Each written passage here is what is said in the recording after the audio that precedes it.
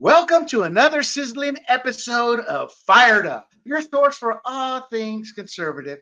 Who says we conservatives aren't diverse? Tonight we feature a woman, an Indian, a Latino, and yes, the prerequisite required white guy. You can't win them all, but we try. Also tonight, it seems the progressive media and their Democratic pals are dusting off their old playbook of inflammatory rhetoric because nothing says responsible journalism like rehashing the same rhetoric of hate that led to two attempts on a former president's life. But hey, when the polls are looking grim, why not throw caution to the wind? And speaking of stellar journalism, let's give a round of applause to CNN and Kamala Harris for their masterclass in authentic town halls.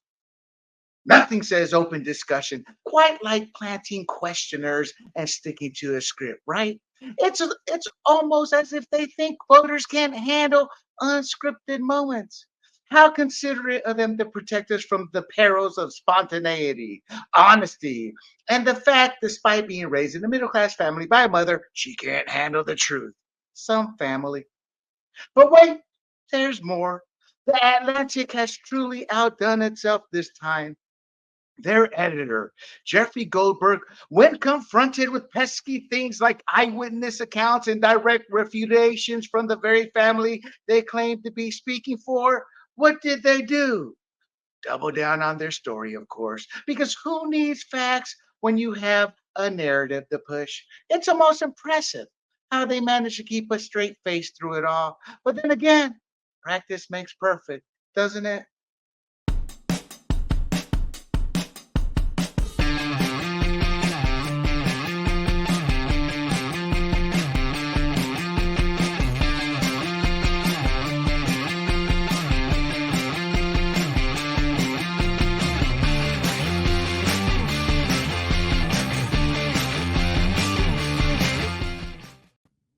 Hello, everybody. This is William Del Pilar, and this is Fired Up, a special Sunday night episode. There's so much information out there. We just have to do two of these a week for now. And let's welcome our regular Ms. Annette Ross and our guest once again, Mr. Jamie Miller. Before Jamie talks about himself, let me remind you people, you need to sit there, like this, share it, watch it all the way through, and more importantly, subscribe. You can find this podcast and others like it on grumblingsmedia.com, as well as our social media platforms such as YouTube, Rumble, Apple, Spotify, y Pandora. Thank you for tuning in. Mr. Jamie Miller, it's great to have you back. And the beautiful Miss Annette Ross, it's always good to have you on. Jamie, tell us a little bit about yourself before we get going so the audience knows who the predetermined prerequisite, the average white guy is. So for Fired Up, should I be Jamie Miller? There you go. I like that. Hey, thanks for having me back. I really appreciate it. I'm Jamie Miller. You can find me at Rep Jam. There's the book, American Speeches That Changed History. Voices that shaped the nation. I'm pretty proud of it. I always say, instead of taking a bottle of wine to your holiday party, buy a book and take that. Take the book. That way they can regift it. They can keep giving it. But, maybe inscribe in there so they have to buy their own. And then I write a blog on Substack at Reasonable Arguments, and all my other social media, YouTube, LinkedIn, Twitter, all of those, Facebook, are all at Rep Jam. Outstanding. Well, I sat there and said in the opener we have an Indian with us, but G seems to have scampered away tonight. He did show up, Yes, he's always welcome. But Jamie, I always poke fun. Being raised in a Latino household, being the whitest dude there, having my head grabbed, prodded back, being asked, my mother. So you had sisters too? Oh yeah, 3 sisters. I was the only boy. Yeah, me too. I had 2 sisters, so yeah, I know the feeling. One day I'm gonna put up my family picture, because everybody looks at that and they go, when I sat there and said, what would you think? I sat there and says there was a group of people that came together for a picture. I go, no, that's my family. We all look so different. Yeah. So so I grew up poking fun once I moved to the States and saw how tribalistic we become. That's my way of dealing with it, I guess, But tonight we got a great show, everybody. We are going to talk about our good old friend media bias. We're going to talk about the hateful rhetoric that has reared its head once again because the Kamala camp is desperate. And we're going to start off with is social media censoring again? There's a very popular site called Outkick.com. Ooh, sneeze so hard you knocked your camera. That's a power. I did. So we're going to talk about there was an article here, Miss Annette, on Outkick.com, which is an entrepreneurial site that was sold to Fox Sports. Clay Travis, living the American dream, sold it for near $100 million. So congrats to him. But they do sports and politics, and they had an interview with one of their staffers. Everybody knows who Tyrus is on Fox News. He interviewed President Trump. Well, a reader called or emailed them and said, hey, I tried to share this. And Facebook said it violated the community standards. So Outkick inquired about it. Meta, it's not Facebook now, but Meta said that, hey, this is an error. We fixed it, and we're having issues with our third-party links. The problem is that when Outkick went and tested it, they didn't use a third-party link. And for those out there, we use third-party links for two reasons. Some of our URLs are really long because we track them, or third-party links help us track. It's data gathering, so we know how the platforms are doing and sharing our work, et cetera, et cetera. So Facebook kind of lied when they came back and said, it's a third-party link error, and they're like, no, we used a straight link. So my question to the group and for discussion here is this censorship or accident? I will start out by saying I think it's probably a combination of both. I think Zuckerberg was covering his tail when he spoke to Congress, and remember we did that podcast in terms of how the Biden administration pressured them. I think they're okay with censorship, but I think they've removed most of it. But I wouldn't put it past them. So I would lean to this being more of an accident, maybe an old algorithm blocking it that they haven't cleaned out, because Facebook is a massive site. If you're not a tech, managing a site like Facebook is not like hey, we got our tech on it. No, they have teams and teams of techs in various countries managing this platform. So we'll start with Jamie, actually, and then we'll go to Ms. Annette there in terms of what are your thoughts? Yeah, I think I disagree with you just because Facebook, I think, breaks antitrust laws each and every day. For instance, I cannot post my Substack on Facebook for some. Wow. I didn't know that. Substack goes against their community standards because you're trying to they know what you're trying to do. You're trying to take your users and move them to a different platform, and they're against it. And I think they're in violation of antitrust laws by doing so.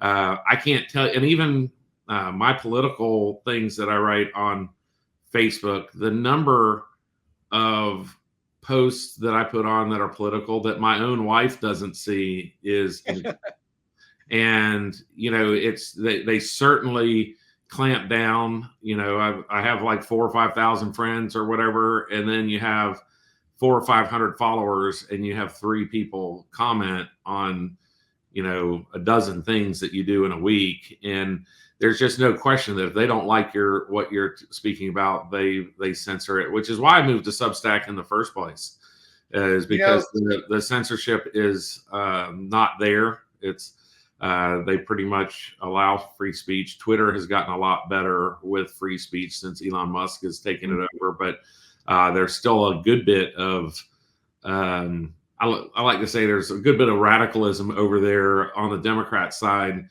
Just they do it through their community notes process, where if you put something out there, you have some Democrat who doesn't like what you say, and they're, oh, you're wrong. They put in a community note, and if the community note gets liked by enough people, then it slows down the algorithm for other people seeing it. So Democrats are certainly, it seems like, much farther ahead on this game than Republicans. but hopefully we're catching up through platforms like this. I think this is the way to really kind of break through, is to take your message directly to people on your own platforms. No, I agree. I was trying to give them the benefit of the doubt because I have seen some of my stuff allowed to go through that. Because you don't want their AI listening to you and clamping down on all your stuff. Is that why you're giving them the benefit of the doubt? No, I'm waiting for my application to come back. No, you're right. I mean, that quickly deterred me. I was trying to give him the benefit of the doubt, partly for discussion, but like I said, some of my stuff has been able to be posted, but that's my greatest fear, is hearing that. So Annette, I would push you put a gun to my head. I'm sure any Democrats would be okay with that second right amendment there, but I'd have to agree with what Jamie said there, despite my earlier comments. What are your thoughts? No, I always give something the benefit of the doubt. I can't help it. I guess that's like the positive person in me, or it's too troubling to think of what it means to be censored like that. But it's purely anecdotal to say what to Jamie's point, that when I look at my own Facebook, I tend to get the message, and I have a lot of people that I'm following, a lot of people that are following me. I tend to get the message from the Democrat side more than my friends I know, again, who are very, very pro-Trump, and the things that they're out there saying. For some reason, that doesn't come through as much, and they will text me and say, "Did you see what I just posted? I posted this." I'm like, how is it that I didn't get that? No, but you think to yourself, oh, there's probably some way that, again, that's anecdotal, right? How do I actually know that that is actual censorship? But it just, right? That's not proof. Studies have been done that show that, and I thought it was being sorted with Facebook, because they sort of got slapped in the hand, like. Well, that's just it. They didn't. I mean, see, that's the problem is X, when Jack Dorsey owned it, Zuckerberg, no fines were given, no charges. It's kind of like, it doesn't matter if you admit it. That's like a politician going, I take full responsibility as they cash their next check, they get their next lobbying gig, they get their next 50,000 to speak, but I take responsibility. They always say that because nothing happens. I mean, that's what Zuckerberg was doing at Congress, this or that. But then and Jamie's one of a million stories. Again, I was trying to give him the benefit of the doubt because I think they have opened it up a bit. I think they will open it up more and more in the coming years, because Facebook is slowly dying. They're not picking up. Younger people have moved. I think the problem with social media platforms, and that's going to happen, is a handful will end up becoming big, but the days of these behemoths like Facebook coming up, because they were the first and only ones there, are gone. You're going to see a constant generational change with social media platforms because of youth. There's something about youth that I never realized. They don't want mama and papa on the same platform. They do not. I was going to say the same thing. And what happens is youth age out, and we're not dumb. We know how to get on these platforms and do media platforms. So I think Facebook is slowly dying. They're not growing. I see it with our own postings and things like that, because I track these numbers. So I think eventually it's when you get desperate. Let the dogs some more out. It's like, let the conservatives on. Eventually. I mean, Threads, it was a big old explosion, 100 million the first week. Then it just slowly kept dying.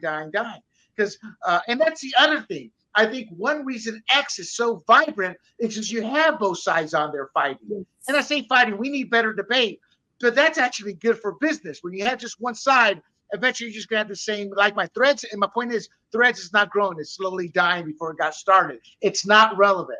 It's kind of like I was telling G off camera a few days ago. There's a lot of people out there with a couple million followers. They earn good money, etc. But then they're not relevant in the pop culture sense. Joe Rogan is relevant with his 10, 11 million. Because everybody knows who he is. Everybody follows him. But there's other podcasters out there with 5, 6 million, but they're not as relevant. But they're doing it. They're making a killing. But so I think Facebook or Threads has no relevance. X is gaining all the relevance, all the notoriety. And I think that's good for business. It's good for conservatives. And Facebook should learn from that. Okay, let's move on here. Any final comments? Well, my point then, to your point, would be then, for the sake of competition, then maybe they'll be less likely to be censoring.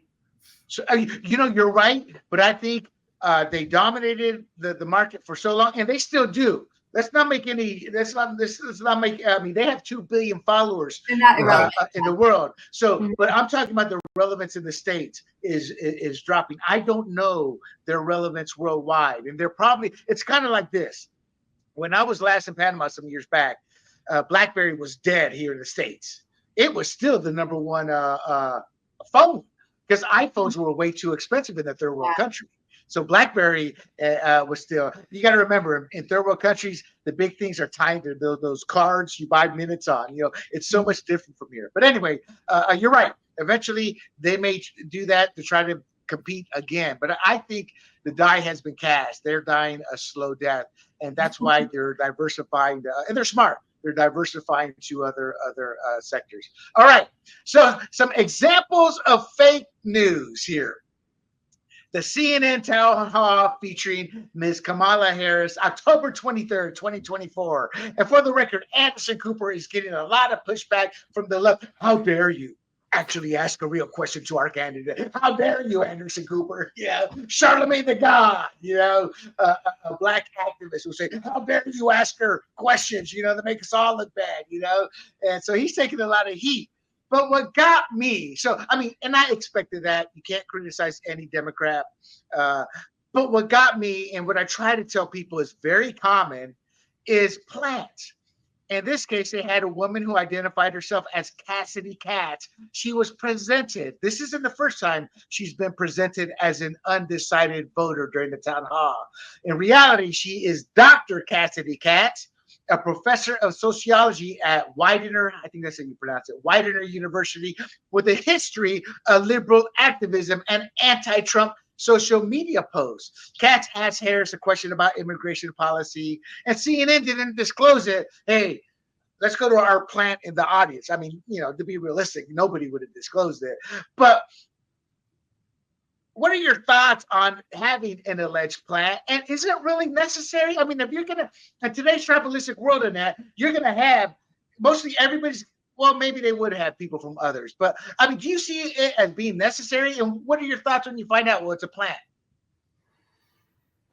I didn't see that town hall. Now I wish I had seen it. I'm sorry that I didn't, because I spent today watching a bunch of different, like, her interview by NBC. No, and that I told you the fascinating, like, Nora O'Donnell interview on CBS this morning. But it was the same type of thing, though, William. It was the exact same thing, where it was the softball questions. The way they angled the questions to her were to make, because they desired a certain answer and a certain outcome, so she could give this like emotional play about this. Happened to be the entire CBS interview was about abortion. That was the only topic. It was like there was no other topic that even mattered. It didn't matter if the country was, the whole world was blowing up. This is what she wanted to talk about. It's sort of the same idea, it's a way of giving her the edge. It's a way of misinformation. It's a way of, but here's the problem. This is the problem. And I have this viewpoint because I have kids that are younger and they're looking at it differently. So I have my daughter, I always talk about her in New York, who buys into the whole Kamala thing. And she'll see a plant like that and maybe not go any further. I mean, she will believe it. That's the problem. Not everybody. No, but some people do. No, my daughter. No. It's not that. It's Big John says, lay off Annette's daughter, William. You're going to draw a wedge between them. She represents a college-educated young lady who went to Syracuse, graduated with honors, is out there living in New York. The only time you ever heard her be mad at the Democrats is when my husband's like, that's why you pay so many taxes in your check. And then she's like, wow, maybe I do need to think about who I vote for. But all of a sudden now, because this abortion issue speaks to her in some way, she and her group of friends, all this big group in New York, they're all like out there canvassing in Pennsylvania. No, it's actually very fascinating. But part of the thing is they went there scripted. And so she was reading me the script.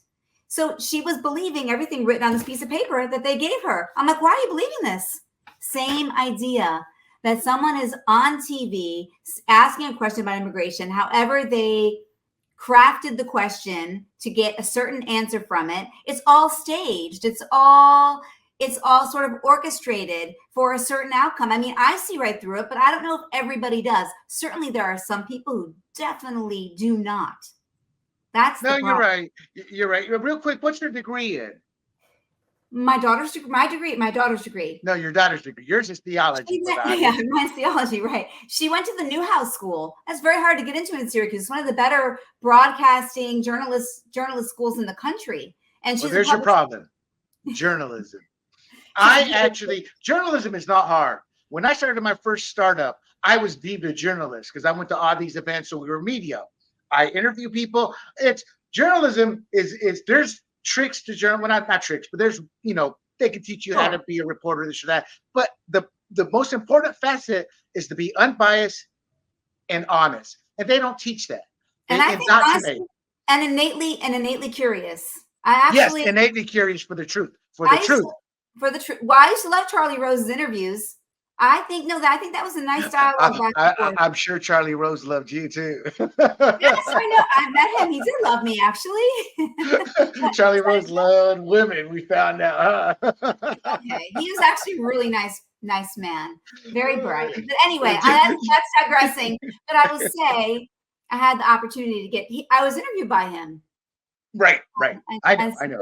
Yes, That's why I was poking fun. Okay, he's a lovely guy.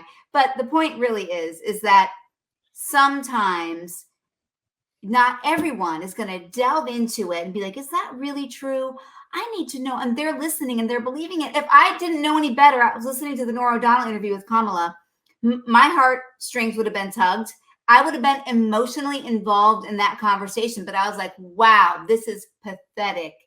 Well, that's tribalism. Tribalism is, I explain tribalism by even when your side is wrong, you will find a way to blame it on the other side and defend your side. Jamie, real quick too, my problem with college is they no longer teach. They indoctrinate, and I'm not picking on your daughter, but she's not critically thinking. They're playing on her emotion. And we have to rise above that as humans, because that's what creates a lot of hate in this world is emotion, because it can be manipulated, because it causes you not to think straight. Mr. Jamie, were you ever hit on by Charlie Rose? No.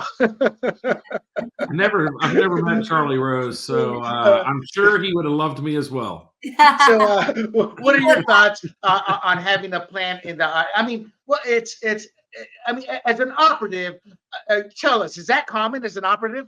Yeah, here's the thing. I wouldn't put my candidate in the last 2 weeks in a situation where there wasn't certainty, right? And so whether you want to call that a plant, but I would have very scripted, the problem for Harris is that, and you've heard me talk about on your show before, that there's 3 levels or 3 stages of Kamala Harris: excitement, relief, and regret.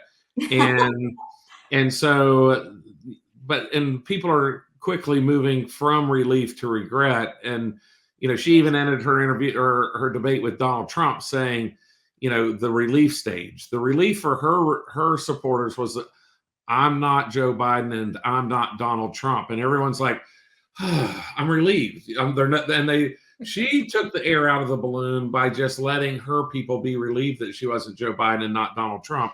And, you remember probably more than a week ago now that, Donald Trump was in a McDonald's drive-through window, and everyone's like, oh my gosh, this is scripted. Everybody who came in, and there's a difference between ensuring that the people who are going to go to that drive-through window are supporters and letting your candidate have a true and honest dialogue with them.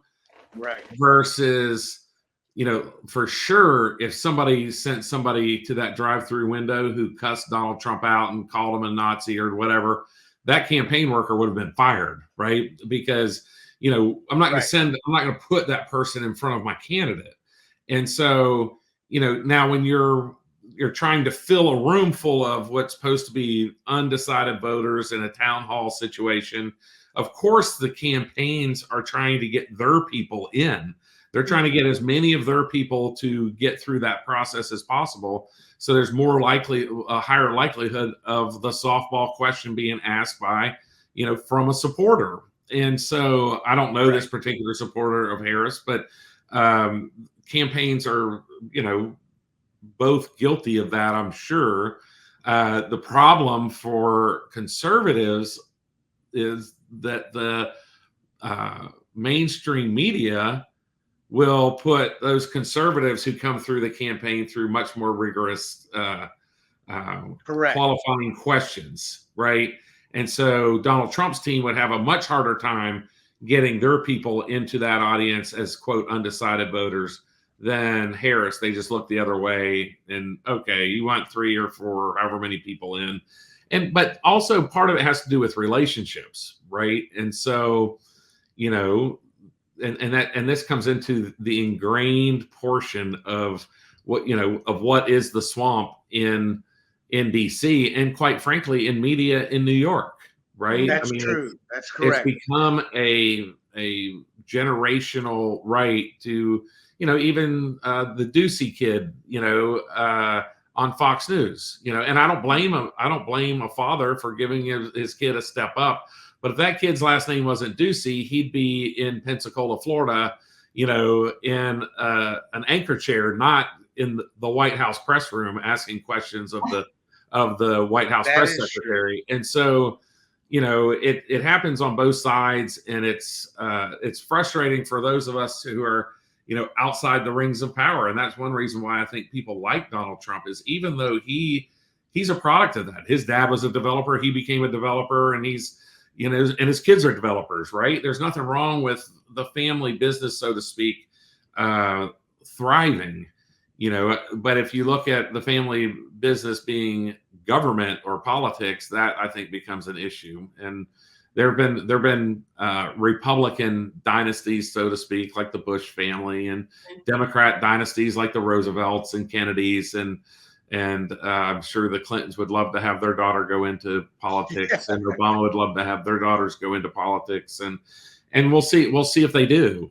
They may or they may not. Who knows? But certainly Joe Biden was trying to set a legacy with certainly his one son who died, and he couldn't even get that right. The past years, like, oh my God, Bo, and it's not like Bo was my problem with that. See, you hit a nerve with me, because I agree with you. It's even worse in the military. Those kids are ticket punched up, and Bo was being ticket punched up. So who knows how good of a person Bo really was. He was. It happens in Hollywood. It happens in every industry where there's lots of money. You can, so it's politics. You made a great point about it being scripted. So I watched. Did you guys watch the Joe Rogan interview with Donald Trump? The 3 hours. I haven't yet. Okay, you guys need to though. But let me just speak to one thing that Jamie said. He was obviously unscripted, which Yeah. But I love the authenticity. Kamala could never pull that authenticity off, and it made me remind me of all the reasons that I like Trump, and also all the reasons that I don't, which is what made the interview for me wonderful, like a bit of an adventure to see parts of him, remember the parts of him that I really like and why I think he's good with his policy, and some of his ideas are really fantastic, and he's different than other politicians, and the things about him that they went off into this tangent about boxing, and is it called the UFC, the WFC, the Dana White? I'm sorry, I don't even know much about UFC. Thank you. UFC. I was like, wow, these two guys, just being like gladiators. I mean, they dove right into all of that. And I was fascinated that they even like any of that. It just the way Trump was talking in that part. You guys need to watch it. We need to talk about it. It's actually very interesting. Oh, we will. But I love the authenticity of it, which you're not getting with Kamala in any of these venues. Not any. Okay, so we're going to move on. I want to move. You're right. I want to move on, but real quick on your point.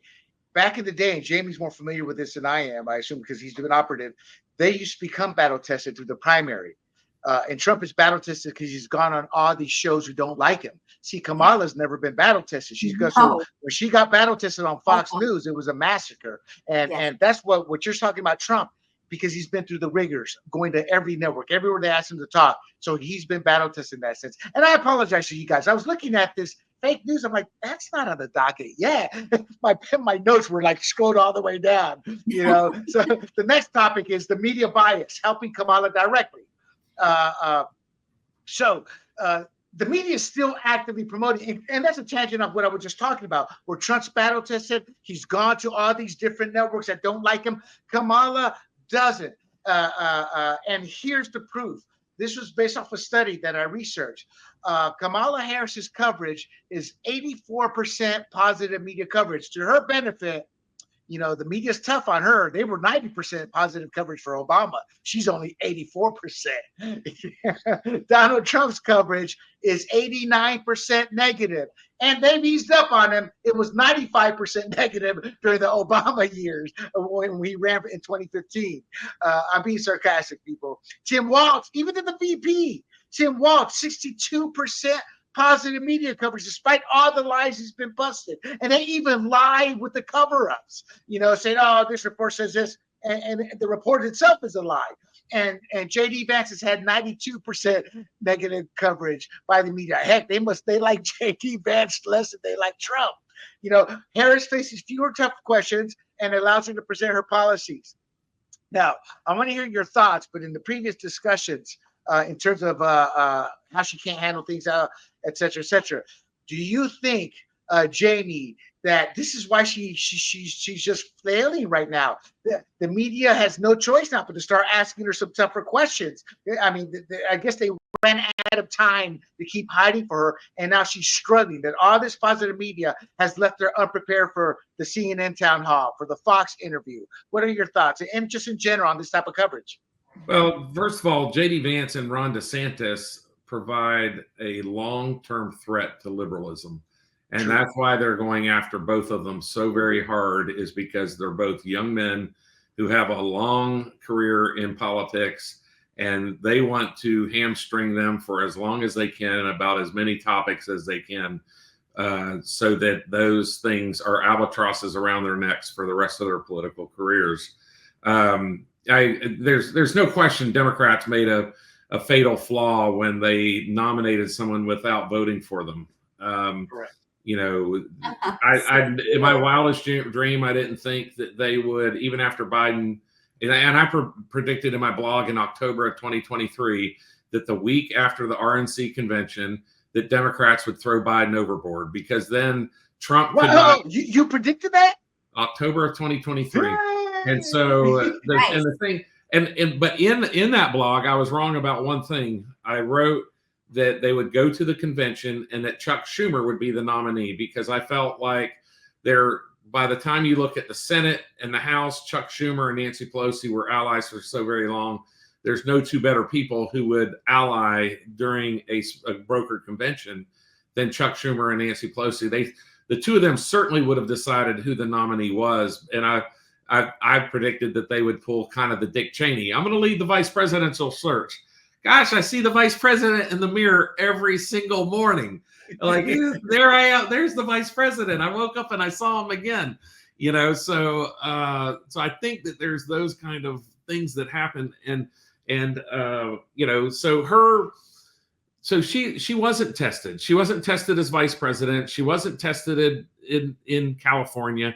And she had a very close race in either her district attorney or attorney general race. I mean, it was a pretty close race for a statewide Democrat race. And, you know, and she wasn't even tested there. So she's not battle tested. And her team, just like Biden's team in 2020, you have to remember, Joe Biden campaigned less than any presidential candidate in history since James Garfield's 1880 campaign, which was dubbed the front porch campaign. He never left the front porch of his house in Ohio. And he's like, well, if people want to hear what I have to say about being president, they can come visit me on my farm. So Joe Biden campaigned almost as little as that. And when Kamala Harris' team when Kamala basically became the nominee, part of the deal with Biden was, you're going to take my team.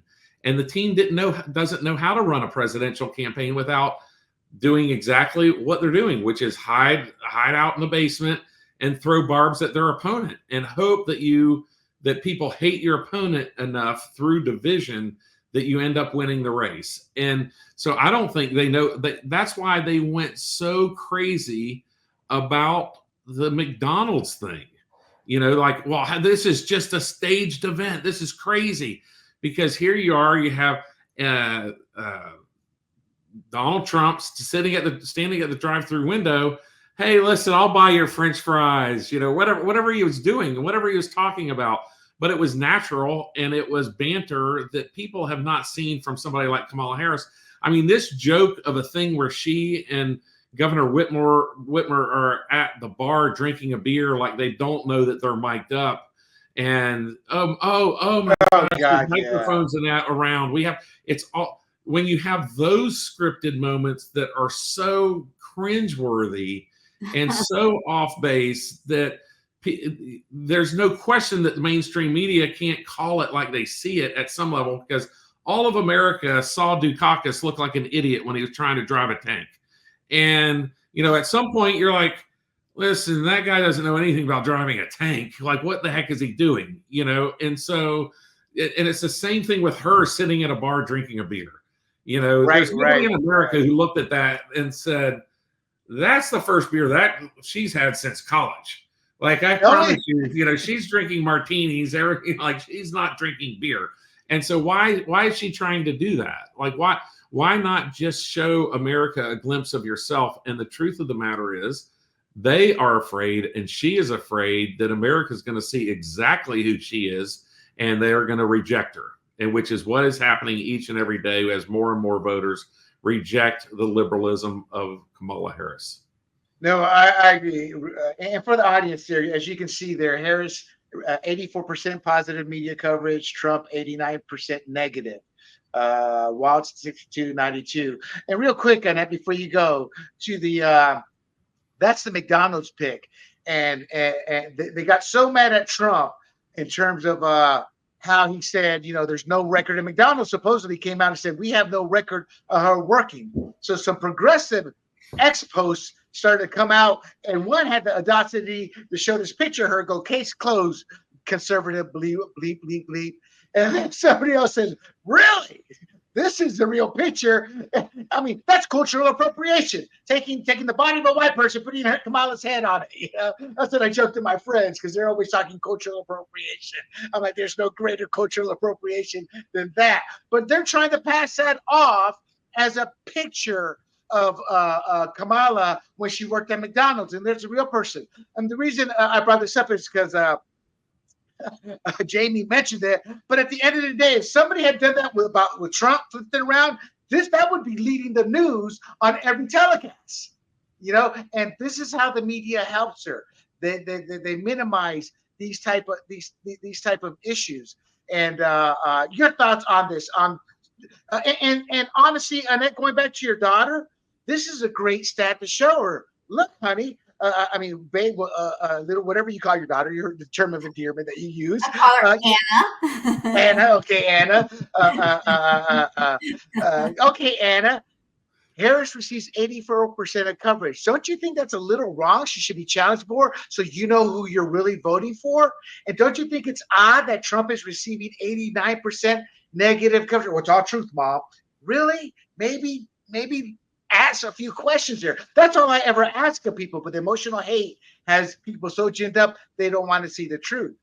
And Jamie, to your point on Tim Walz and JD Vance, you are absolutely correct. They are the future, so they want to destroy them as much now. So it becomes, You meant DeSantis. You meant DeSantis. You said Tim Walz. I'm sorry, JD Vance. Yes.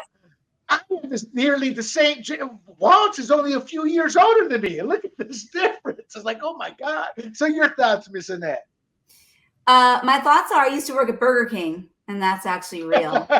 And had to wear the hairnet and everything else way back in the day. You said it when the show began, William, that it feels really desperate right now, and it does feel really desperate. She almost, in one of the interviews I watched of her today, seems almost tired and almost hostile. Like, don't you dare ask me another freaking question. Yes. I mean, doesn't it feel that way right now? Yes. When they do try to, again, if they press her even just a little tiny bit, like, wait a minute, give us some of your, yes, we know that you're pro-choice, but are you going to have any restrictions at all? She's just like, stop. We're not going to go there. We're just going to go back to the way it was. And I'm going to sign it the first day I'm in office. And then Nora O'Donnell said, but no, I'm just trying to understand, will you have any restrictions around it? What are your thoughts about that? Should there be some restrictions? She's like, no. She just was like angry. The problem is there's no federal law. There was never, ever a federal law providing abortion as even access to abortion legally. It was only a U.S. Supreme Court case that overturned a law, the Roe case, overturned a law in Dallas, in Dallas County, Texas. And so that somehow became the law of the land, and people embrace that. And I'm not talking about the merits of abortion. This is more of a legal scholar problem for Democrats. Mm-hmm. I mean, she doesn't have a leg to stand on to say, I'm going to pass an executive order and provide national legal abortion, because a president cannot do that. It doesn't fall under the purview of an administrative order.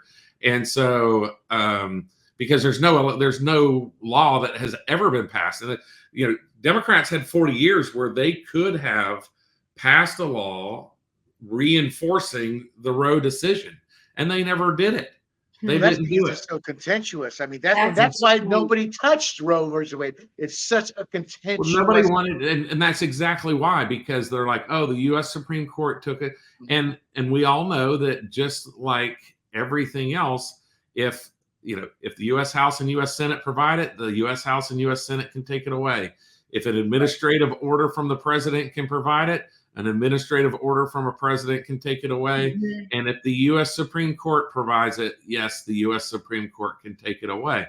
And so, and all these folks who said, oh, this is established law. I was like, well, so was slavery. So was separate but equal. So was kids in classes being segregated. Oh, we're gonna desegregate our schools, but we're gonna have segregated classrooms, which happened throughout the South into the 70s. Yeah. And so all of these things were, quote, established law. And I think we all would agree that our country's philosophy towards those laws changed to the point that we saw them as obsolete and wrong. And they were changed. And so, and for me, the Dobbs decision is not a decision about women's rights. It's a decision about states' rights.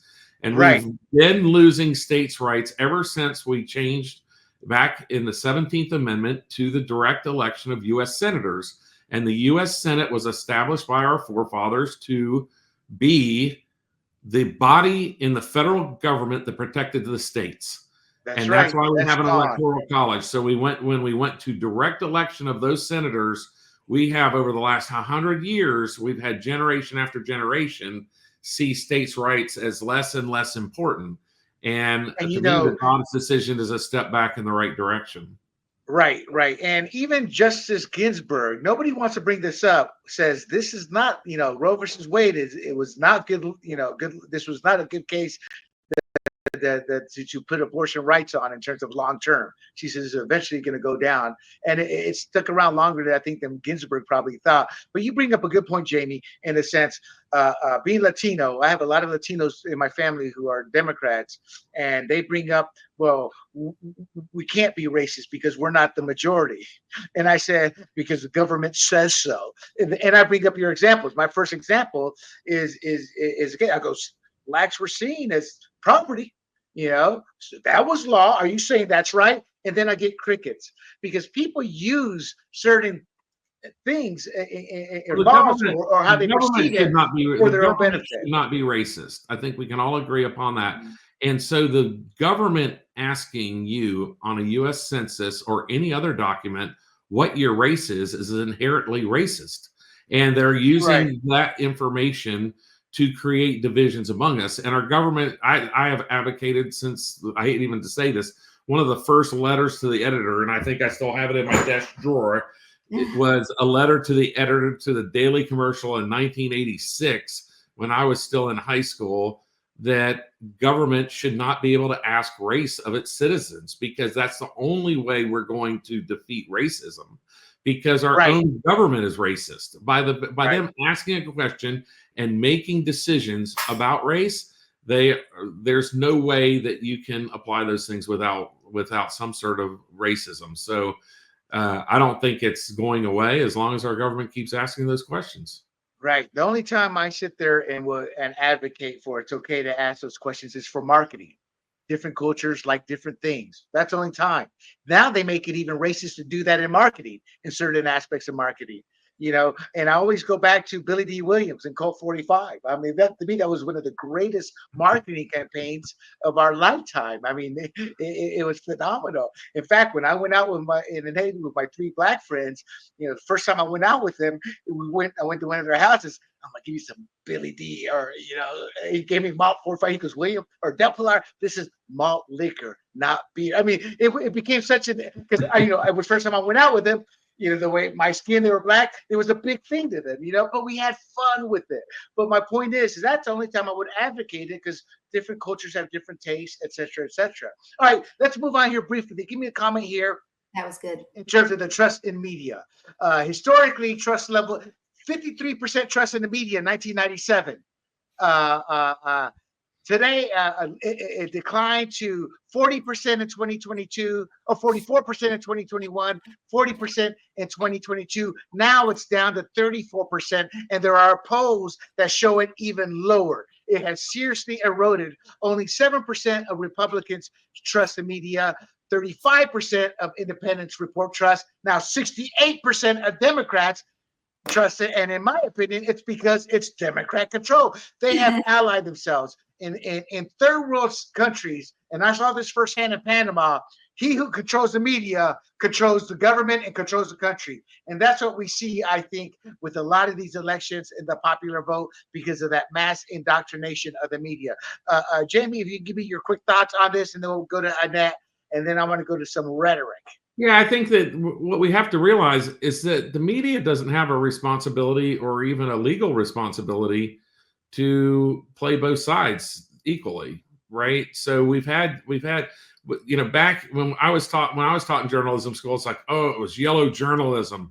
Basically had a Democrat paper in a city and a Republican paper, and one of them ended up surviving, and over the years, and so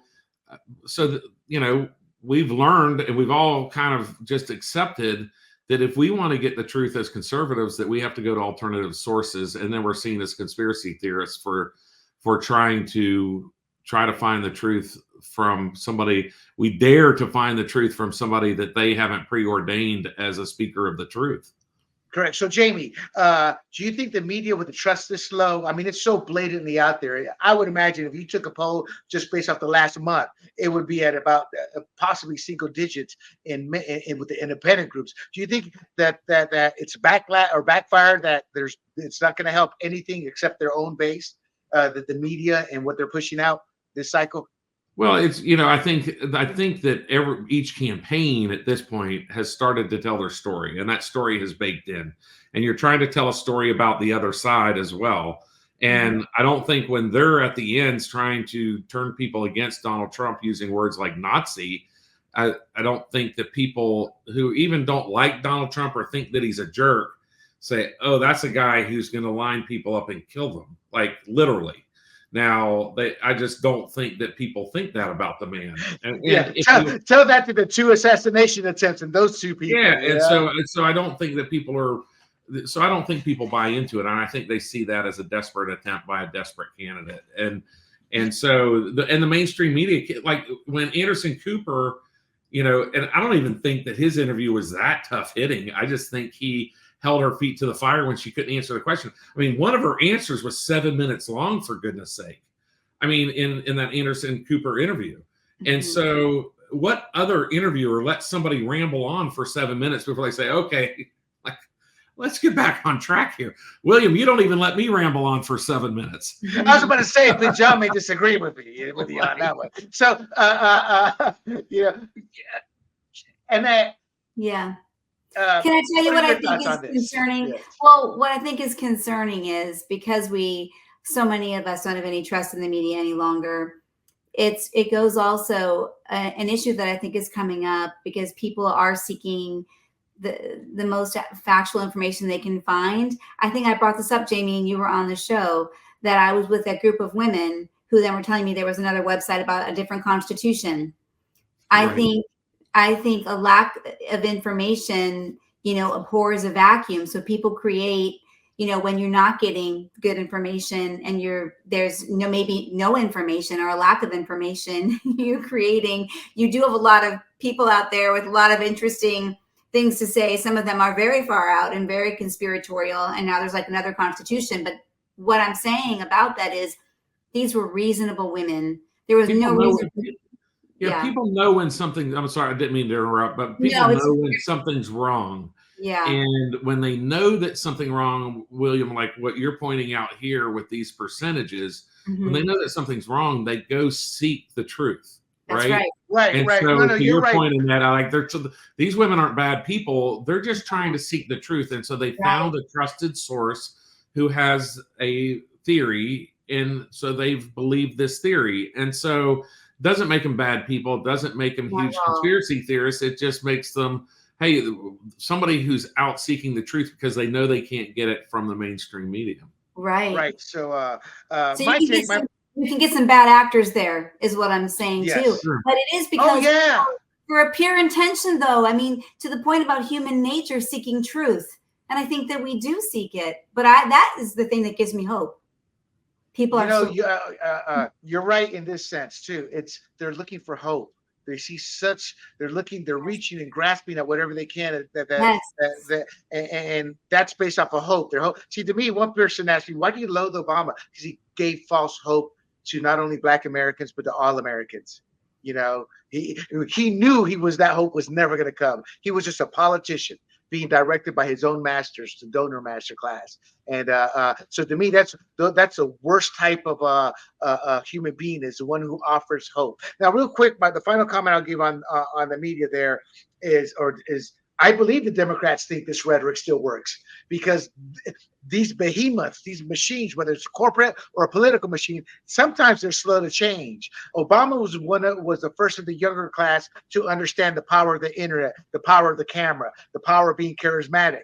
When I saw the internet come, I was like, the age of old white guys who are bland and no personality is over.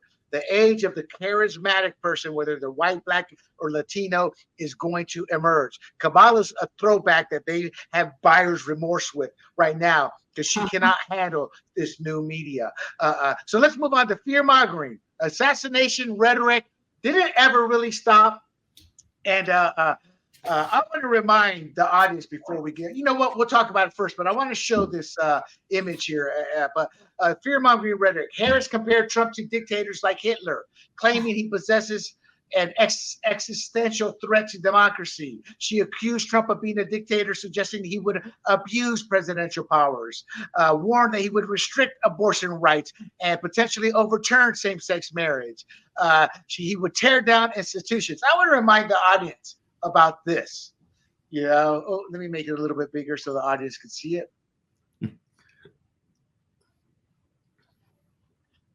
This is from Cynical Publius. I guess that's an old Roman Publius. But it's time for my periodic reminder on the true fascists. Since the Democrat Party in 2023 promoted laws for the seizure of guns from law-abiding citizens, or the denial of gun ownership. They promoted the censorship of free speech by stating we have to censor to protect you. The government control of industries, government control of the mass media. Children belong to the state, not their parents. Political dissidents are to be persecuted for crimes. See Trump the last couple of years. Political dissidents to be locked up for months or years. See J6. See the pro-lifers who have demonstrated. One just got sent to prison for 3 years. Policies to be based on preferred ideology. The control of the entertainment industry as propaganda. Accuse dissidents of the very crimes that they are themselves committing, all in the name of greater good. Everything she is accusing Trump of, they have actually attempted to do or have openly talked about doing. So am I wrong or right? We'll start with the net. Isn't she just projecting on Trump what she and Democrats have actually been doing, what your daughter is pushing? Because she believes in abortion. Weaponizing the DOJ against your political opponent, right? That's fascism. And Or the IRS. Yes, right? the IRS, even worse. 87,000 new IRS agents. Now I'm gonna struggle to remember this quote by C.S. Lewis, who said that like the scariest person is someone who says they're doing it for your own good. But it is something is he's got a great quote about that. But like someone who's saying that the worst kind of like oppression is the worst kind of oppressors are those who are saying that they're doing it for your own good. You know, they're doing it for you. So I think that's what he says, the worst kind of oppression. So yeah, no, I agree. Yeah. You know, I think they've got the fascism thing wrong. And you know what you guys would love, and I'm sorry you guys probably missed it too. You must think all I do all day long is watch TV and not take care of my 5 children, but that's not actually true. But I don't sleep. That's the issue. I stayed up Friday night after our long thing and I watched Bill Maher's interview. That's exactly what Megyn Kelly said. She really got Bill Maher when she was talking about that the Democrats are really the fascists. She just nailed it. He just sat there and didn't even know what to say. He had no response, which is very unusual for him because he's a very bright guy. He's like, well, I don't know what to say. You know what he said? He ended it with, I think history is going to prove you wrong. But I think history is going to prove her right. Oh, right. Megyn Kelly is an outlier. She is when society talks about strong women. Yes. That's Megyn Kelly. She does, excuse my French, she takes no shit from nobody. And the problem with Bill Maher is he's in a bubble. And even though the conservatives on his show, they don't really push back. She's like, And then she gets in their face with the facts. You should have seen Bill Maher when he was pimping his book and he tried this crap on her show. And he just looked down, we'll agree to disagree. Because he had no comeback. You know, so I read a few articles this weekend. Jamie, your thoughts on the fact I think there's a couple things. I really think that the air is coming out of the balloon for Kamala Harris, but then I also was on a show this weekend, and it was a very good show, very thoughtful show, and I was asked, you know, what if you're wrong? If you're wrong, why are you wrong? And I think if I'm wrong, it's because I missed, you know, kind of the meme campaigns that are geared towards young people. And, you know, that it's prevalent. If you speak to anybody under the age of 30 about politics, you better have a handful of memes that you know. And because that's what they're making their decision on, is not any type of what we would call deep thinking or anything. It's just like, oh, well, that's the meme. So when I start talking about, you know, which campaign is telling their story the best, you know, the Harris campaign is telling the story that Trump is evil, and the Trump folks are telling the story that Kamala Harris is unqualified. And, you know, I've always said that, you know, the jerk beats the idiot every single time, every single election. If you can say, hey, in this election, who's the jerk? And somebody polls through the roof and the other person polls as an idiot, I can promise you the jerk is going to win.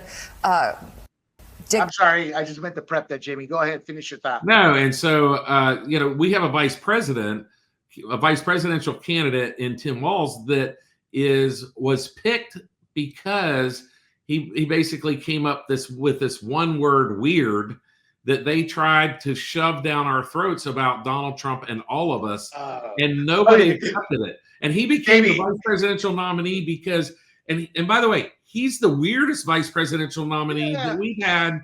I mean, I don't even know since when. Like, he is a weird dude. He comes on stage and kicks and whoops, and, you know, he and his wife, you know, had to resign as teachers. He and his wife took a single student to a Indigo Girls concert. I mean, these are things that were unacceptable even in the 90s. And no, Jamie, you're right. You're right. Anyway, there goes my tangent, William. No, it's just, you're right. But I will disagree in this. I think Biden was picked for the establishment, but Obama was much smarter.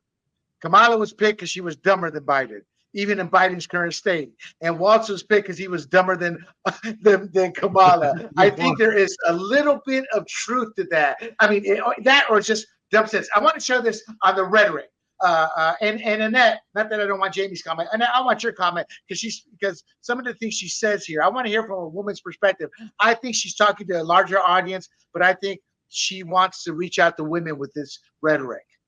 His cozying up to dictators, his obsession with Hitler that has now come out, what he has said about our veterans, and what he wants to do with the military against his political adversaries. It's all huge news. This is the future that we're looking at in the next Trump term, if there is one. But this is what voters know right now, that he is killing us. I'm talking about us women. He's killing us. He is putting us at risk. He is making us afraid to have babies. He is putting our reproductive health at risk, and some women have died already because of this. So we can see right now what's coming. These headlines, and very good reporting, by the way, that shouldn't be questioned by idiots about what Trump has said about Hitler. That's incredibly important to know. But I do understand that people who are busy and that are people who are just tapping in may not be able to comprehend, because we've been free. We've been comfortable. We cannot comprehend that. And I understand that. I validate that it is hard to go from here to there. It is where we're going. I hope we don't find out the hard way. But what's happening with women right now is real, and it is playing out across America. Okay, so I was wrong. She was definitely talking to women there. Now, here's 2 points. She tried to play the I'm getting ready to cry role there by showing the emotion. The only thing I was missing were the actual tears, because you could hear her voice wanting to tremble. She just couldn't pull it off. 2, it's all complete lies. 3, she said it in a way like, don't you dare question me. That's where I wish Megyn Kelly was on that panel, or if I was on that panel, because certain people will question it, most people won't. That was nothing but hate, rhetoric, fear-mongering. And again, going to your daughter, since you brought her up, that's what I think your daughter hears, and that's what I think scares your daughter. And I think it's not just your daughter. I think it's a lot of women. And that's why Republicans get a bad name. But on the flip side, Republicans are their own worst enemies at times when it comes to talking about abortion. Again, so I really want to hear from a woman's perspective. When you hear that, you're a humanist. You see both the good and wrong. So when you see that, Annette, what do you think? Mika seems completely unhinged to me in that segment, in that little dissertation that she gave, doesn't she? She seems very desperate now. Obviously, they think that Trump is going to win, which makes me really happy, because she wouldn't be talking that way. I mean, she is really trying to drive the point home that you need to be scared right now, scared to have a baby, scared.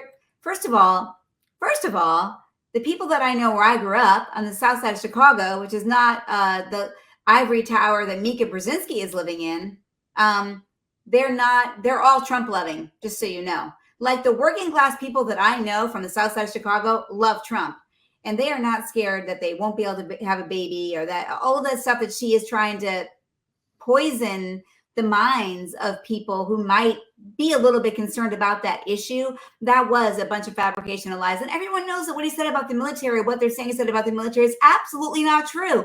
Just like that article in the Atlantic. We're going to get to that. We're going to get to that. I'm sorry. But I mean, and real quick on the military, I served. 90% of the military, 95% of the military supports Trump. So I agree with you. She's unhinged. Okay. Jamie, real quick then, from a strategist I would just say that every single one of these pro-choice women who have this extreme divisive rhetoric support men playing in women's sports.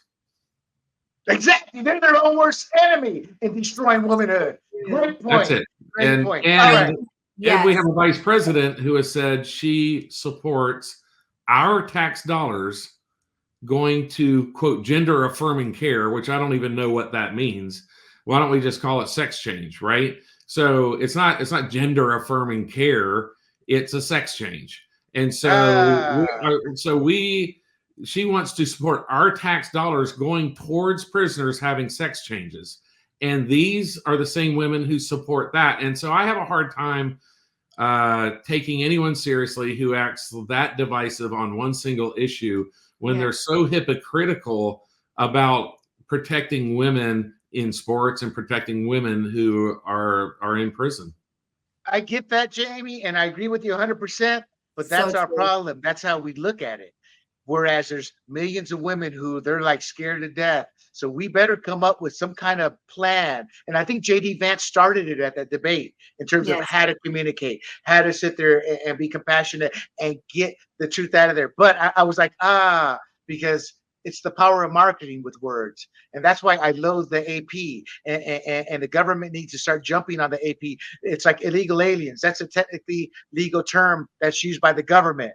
They had a whole propaganda campaign as to why they changed it. And I noticed this when I started my first startup in sports. I was with the AP style of writing. And then as I got politically more involved, I noticed the transition of words and how they were leading the campaign to change the meanings of these words. And it's very powerful and it works. So we as conservatives have to understand that. That's why I have another podcast called The Red, White, and Rude that talks about pop culture and politics, because all politics, as Andrew Breitbart famously said, is downstream. God bless that man. I miss him today. Anyway, I want to show this other video on examples of the fake news and how they help the progressive side, the liberals, the Democrats, and diminish or what's the term, minimizing how bad things can be. And this is a classic already. That's only a couple weeks old. Of the incidents were limited to a handful of apartment complexes, and the mayor said our dedicated police officers have acted on those concerns. A handful. Okay, the key word there, it's been only limited to a handful of apartment complexes. Full of problems. Only, Martha, do you hear yourself? Only a handful of apartment complexes in America were taken over by Venezuelan gangs, and Donald Trump is the problem and not Kamala Harris's open border. Americans are so fed up with what's going on, and they have every right to be. And I really find this exchange, Martha, sort of interesting because you seem to be more focused with nitpicking everything that Donald Trump has said rather than acknowledging that apartment complexes in the United States of America are being taken over by violent gangs. I worry so much more about that problem than anything else here. We've got to get American communities in a safe space again. Okay, he over a few seconds of that. But the point is, she was like minimizing the fact that people have been beaten. There's video of people getting beaten. There's videos of these guys breaking down these, well, not breaking them down, but breaking the locks, getting in there. They take it, I mean, think about it, America. They've taken over an apartment complex and more than one. And she said, oh, it's only a handful. Well, Martha, let me go to your apartment complex with a bunch of my essays and we take over and see how you like that. So that's just one example. And I'm already going off on a tangent. So before we get to that, because I do want your comments, but I've been dying to show that video, you know. But I also want to go to Annette mentioned the Jeffrey Goldberg article that was in the Atlantic, where Jeffrey Goldberg was like, he had anonymous sources telling him how Trump said, well, let me show you the tweets here in terms of about paying for the funeral for the girl. Right. So Trump volunteered to pay for the funeral of a murdered soldier. But when the bill came, he became angry. It doesn't cost $60,000 to bury a fucking Mexican. He turned to his chief of staff, Mark Meadows, and issued an order, don't pay it. Now, they all jumped on the bandwagon. My favorite Cubana, Reginita Navarro. I won't tell you what Reginita means. It's a term of endearment. But Trump became angry, and she quotes it. She is the worst Latina ever because she came from a family of elites, prestige, and she's jumped on the elitist stage here using her Latino background. See, us Latinos, here's why we don't like him. She jumped on the bandwagon. And then Mark Meadows, who was there, comes out and says, you know what? I need to make this bigger for the audience. My apologies. I was in the discussions featured in the Atlantic's latest hit piece against President Trump. In that sense, he goes on to say that never happened. So I'm not done yet. The person involved here, the sister of the poor soldier that was that died, her sister Myra Guillon came out and said, can you guys see that? I think you can. Yeah, yeah. I don't appreciate how you are. And this is Myra Guillon, the sister of the dead soldier, pushing back, not pushing back, but telling the Atlantic they're dead wrong. Wow. I don't appreciate how you are exploiting my sister's death for politics. Hurtful and disrespectful to the important changes she made for service members. President Donald Trump did nothing but show respect to my family and Vanessa. In fact, I voted for President Trump today. And she's responding to the quote that the Atlantic used that said, I need the kind of generals that Hitler had. Trump's obsession with dictators and disdain for America's military are deepening, Jeffrey Goldberg reports. This goes back to what the MSNBC host was saying in reference to Hitler. Then she had the last, I don't want to say she had the last laugh, but she took another dig here and said, let me minimize this one a little bit. Thank you, Donald Trump, for meeting with my mother and I today and taking the time to speak with us privately. See you at the White House. So what did Jeffrey Goldberg do? He doubled down. And before I get your comments, the final issue is his sources were all anonymous. He refused to sit there and source them. And I will tell you this, I'm very familiar with anonymous sources. Again, my previous startup, I had a lot of agents in the sports world. William, you can't use my name. Or reporters, you can't use my name. But here's what went down. And we reported. In 2015, the New York Times began abusing that trusted way of reporting to start naming anonymous, to start saying anonymous sources for stories that never happened, such as the Russia hoax. They started to use anonymous sources simply to put a lie out there, and they covered their ass. Oh, it's anonymous sources, we can't say it, but it's true, trust us. That's what Goldberg is trying to do here. You know, so the discussion point since 2016, these anonymous sources have come out with fake news lies to give validity of truth to what is actually untruth. First of all, y'all feel free to comment on what you want. I said my piece. Final topic here. Feel free to comment, have whatever you like. And then you brought this up earlier, so we'll start with you on this. What are your thoughts on this? Whatever angle you want to take.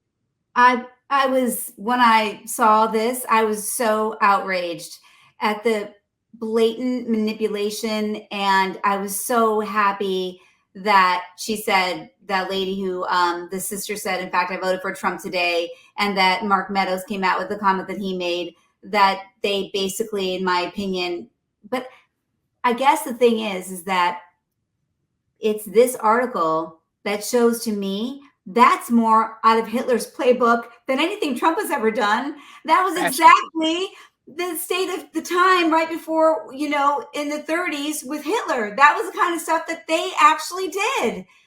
That's where I'm like, it's the opposite. What they're saying about Trump, that's who they are.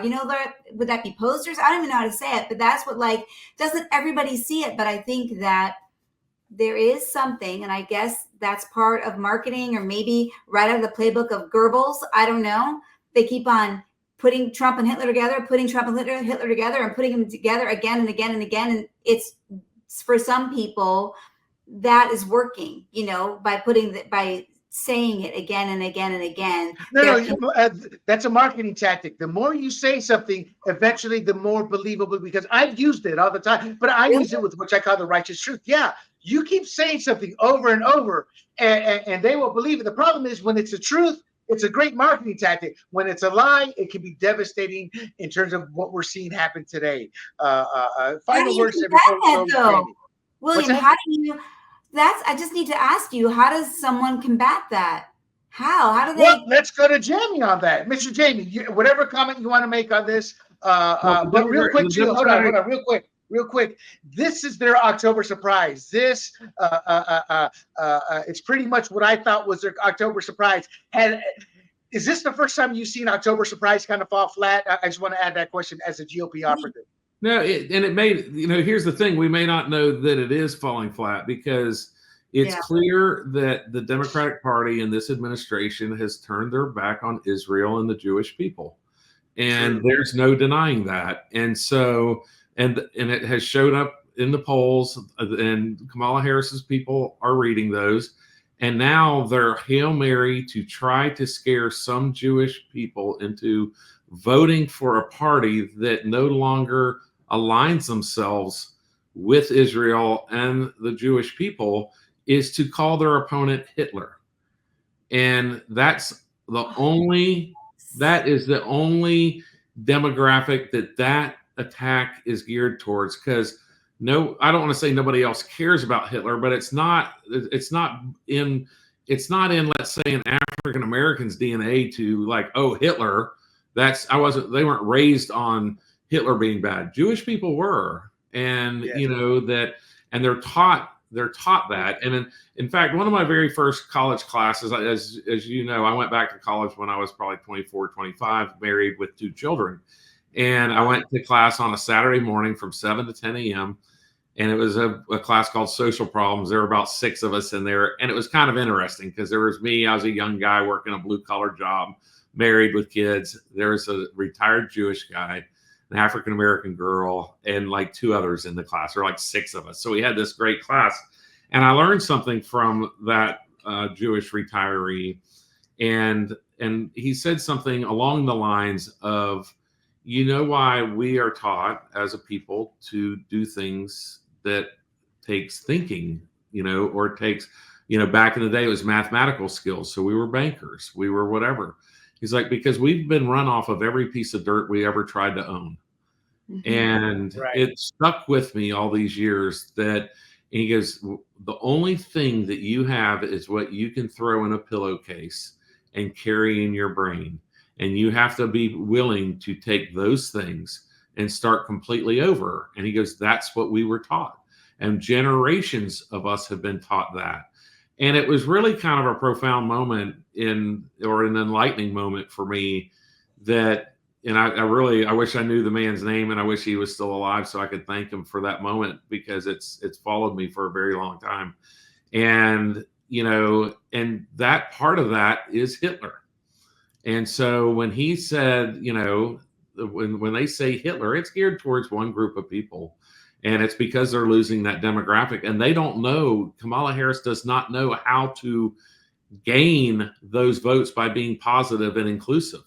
She only knows how to gain those votes by being divisive and hateful. Yeah, what's terrible is hate goes much farther than being nice. It's terrible. I don't know that I agree. I don't know that I agree with that. No, Jamie, you don't have to disagree. The data out there studies. No, I think it's one of those ugly truths. I think in Kamala Harris's in her campaign, she had the opportunity, and she was riding so high coming out of the announcement that she was going to be the presidential nominee for Democrats.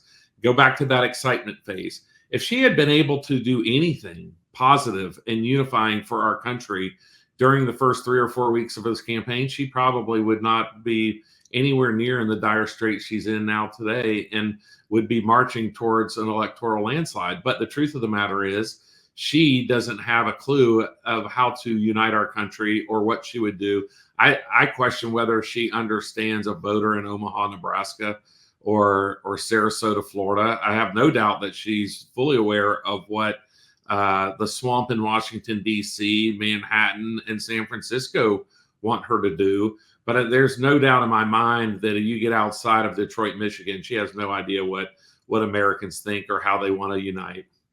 There's a great video of Tucker Carlson talking to Harmeet Dillon. I've met Harmeet in person. It's funny with the camera. She is so small, diminutive. I've actually never talked to her. I've met her 3 times because people want to talk to her, and I have no shame at the convention. Come on, I'll introduce you to her. So I think she knows how I look, but I've never said 2 words. Hey, Miss Dillon, here's somebody who wants to meet you. In fact, that's what I did with Chi. But my point is, she, I encourage you to watch it. It's talks about Kamala's history coming up, and I knew this already. And the reason I would, I don't disagree. What I would tell you, Jamie, is it's not in her DNA. Her whole life, her whole career has been about backstabbing, about lying, about using her womanly wares to move ahead. That's been her whole. And Harmeet confirms this. It's not in her DNA. That never occurred to her. And to defend her, That's not in the Democrat Party DNA. Obama did it briefly against McCain, but even towards the end of the McCain run, he started to go negative. And once he got into office, he went completely negative. It's not in their DNA anymore because the emotion of hate is so much easier to manipulate and to put somebody against another person.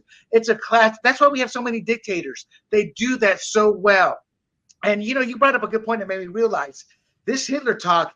I mean, they are so deep in the hole right now with Jews, with the Jewish vote, because of what they've done, that I hadn't even considered that. But all this Hitler rhetoric could be a subliminal, a way they're trying to get the Jewish vote back subliminally. Yeah, he is Hitler. Oh, I don't think it's subliminal. Oh, yeah. No, what I mean, though, is it's full out. It's full out. That's true. That's true.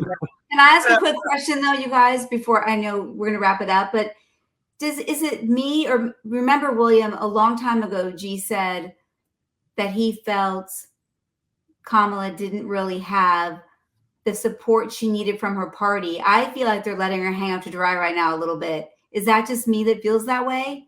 No. This is what happens in every election. Once they see the tea, what's it saying? The leaves in the tea or whatever. Leaves. Yes, they're like rats. They're abandoning ship, because they don't want to be attached to that. They see it. And my personal, and Jimmy, I'll give you the last word and we'll close the show out. But my personal opinion regarding Kamala, this is her one shot. She's not likable. She's a terrible candidate. She has no personality. She's everything negative, but she's a mean girl who knows how to put that foot on that neck and twist it like Bruce Lee would and take her opponent out. And that's how she got the nomination of presidency here. But if she doesn't win it, she's done politically. I think she has nowhere else to go. She's gone as high as she can. I could be wrong, but I don't see it. And I think they're seeing there's not enough mail-in ballots here to switch this election. And they are like rats on a ship starting to abandon. Now, in their defense, they're also becoming angry because they see this happening. And that's why you got, what's her name? Brzezinski with that tirade. Mika, yeah. And Jamie, you get the final word here, and then we'll get. I don't know that you have a whole lot of Democrats in your audience, but to those Democrats who are in the audience, I ask, if Kamala Harris is unsuccessful winning this election, is she the leader of your party on February 1st of next year? And I don't think there's a single person who is a Democrat who thinks that Kamala Harris, should she lose, is the leader of their party on February 1st. And exactly. if your answer to that is not yes, then how can you vote for her for president? I agree. That's a good way. You're right. And well, she's actually older too. She's 61. So there's young guns up there, like Gavin Newsom, which is who G keeps pushing. And I agree with G. So to the audience, thank you for listening. We had a lot of fun with this episode. Real quick, Miss Annette, I want you to pimp your book here. Pimp your book here that you have. I need to write a political book. Yeah, there it is, Where Fairy Tales Go. Love story. Something that's not divisive.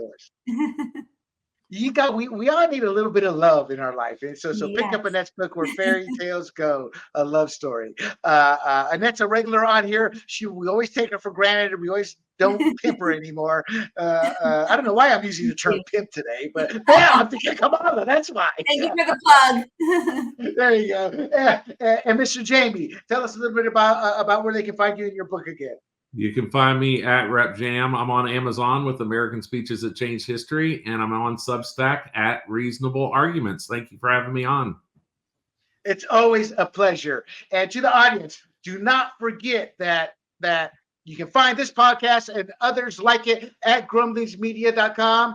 Make sure you like, share, and most importantly, subscribe. And you can also check this podcast and others like it on our social media platforms, YouTube, Rumble, Apple, Pandora, and Spotify. I need to write that down because I'm always actually thinking, okay, what are they?